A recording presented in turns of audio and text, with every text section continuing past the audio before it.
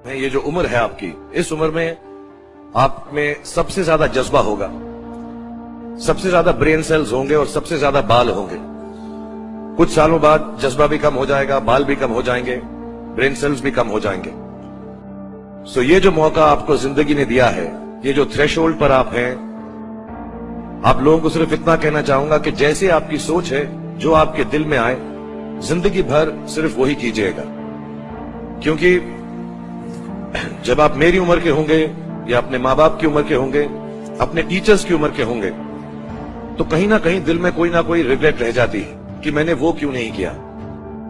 तो हर लड़के और हर लड़की को मैं सिर्फ यही कहूंगा, प्लीज जो दिल में आए इस उम्र में जरूर कीजिएगा। मेरे जो वालिद थे, मैंने जैसे बताया बहुत पढ़े लिखे थे, तो उन्होंने बहुत गरीब भी थे, उनको कभी कोई नौकरी नहीं मिली, हार्डली उनके पास पैसे होते थे। जो भी बिजनेस उन्होंने शुरू किया, इतनी तालीम हासिल करने के बाद भी वो फेलियर ही रहा। और क्योंकि उनके पास पैसे नहीं होते थे, तो मेरे हर जन्मदिन पे अपनी कोई पुरानी चीज मुझको दे दिया करते थे। तो पहली पुरानी चीज जो, और बहुत बड़ा चढ़ा के उर्दू में अच्छे अच्छे अल्फाज यूज करके मुझे इंप्रेस करते थे कि बहुत अच्छा प्रेजेंट दिया है मुझको। पहली चीज जो उन्होंने मुझे दी थी, उन्होंने मुझे अपना शतरंज का सेट दिया था, टूटा फूटा सा। वो शतरंज हर रोज खेलते थे। हनुमान मंदिर के जो हेड प्रीस्ट थे, पंडित थे, उनके साथ रात को जाके मेरे वालिद जो हैं शतरंज खेलते थे। और उन्होंने मुझे कहा कि शतरंज से आप जिंदगी के बारे में बहुत कुछ चीजें सीख सकते हैं। पहली ये कि कोऑपरेशन और साथ मिलजुल कर काम कैसे करना है। दूसरी ये कि जिंदगी में आगे बढ़ने के लिए कभी कभी पीछे भी हटना पड़ता है। तीसरी ये कि जो छोटे लोग होते हैं, जो आप समझते हैं, कई लोग ऐसी बात मानते हैं, जो पॉन्स होते हैं, जो प्यादे होते हैं, उनकी सबसे ज्यादा इज्जत करना जिंदगी के अंदर। कोई भी इंसान छोटा नहीं होता, हमेशा हमेशा जिंदगी में काम आता है।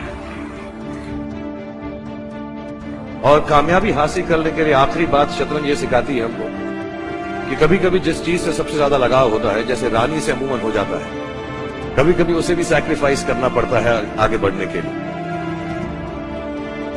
दूसरी चीज जो उन्होंने मुझे दी थी, वो एक टाइपराइटर दिया था। आज के जमाने में आई डोंट थिंक किसी को, बहुत सारे बच्चे होंगे यहाँ पे जिनको मालूम भी नहीं होगा टाइपराइटर कैसा लगता है।